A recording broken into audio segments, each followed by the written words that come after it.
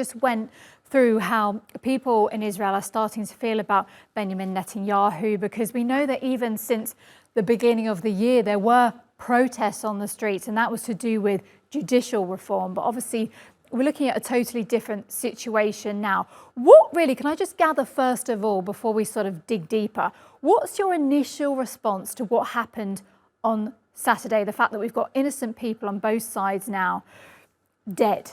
How did all of this happen? Let's start with the good news. The first member of the Israeli cabinet, the Minister of Education, just took responsibility. He was the first and the only one. Not the Prime Minister, not the Minister of Defense, not the Chief of Staff. Nobody takes responsibility for what happened a few days ago.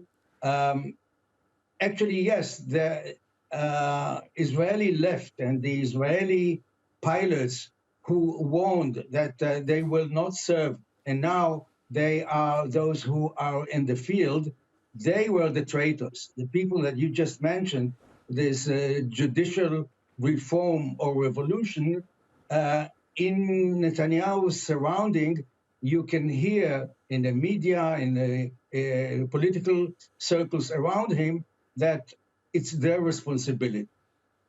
I think that, first of all, I believe that there will be a national investigation looking at this, like what happened 15 years ago after the Yom Kippur War.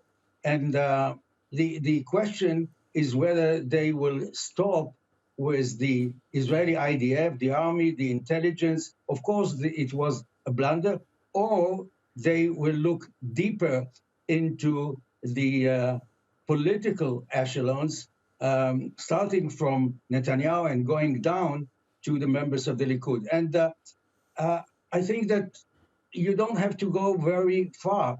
Just 2 weeks ago, Netanyahu said at the UN that the Palestinians cannot have a veto on peace with Saudi Arabia.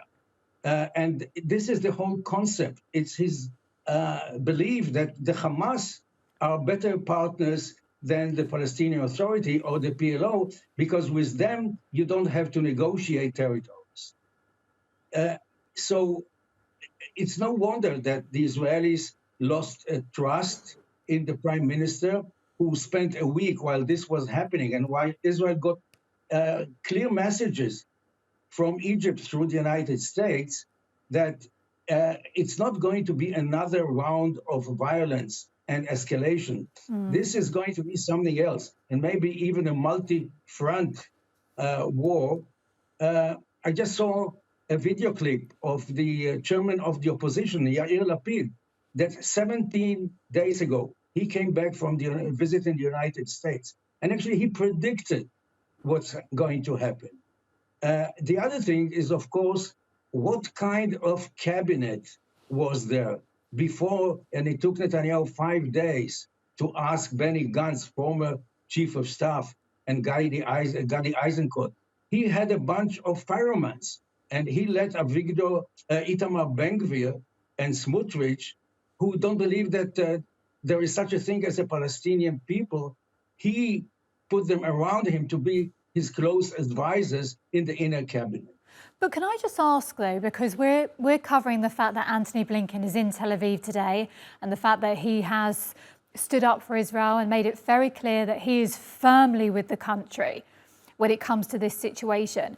Do you not think, though, that that will surely embolden Netanyahu and go in his favour, the fact that you've got the richest, most powerful country in the world coming over and saying, we stand by you? Will that not go down well in terms of Netanyahu in the public and showing that he can gather such support? And even James Cleverly from the UK, the foreign minister, he was also in Tel Aviv yesterday, pretty much saying the same thing.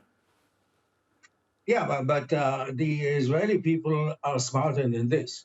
They know that the United States and President Biden is supporting the Israeli people in spite of the lack of leadership of Netanyahu and his colleagues.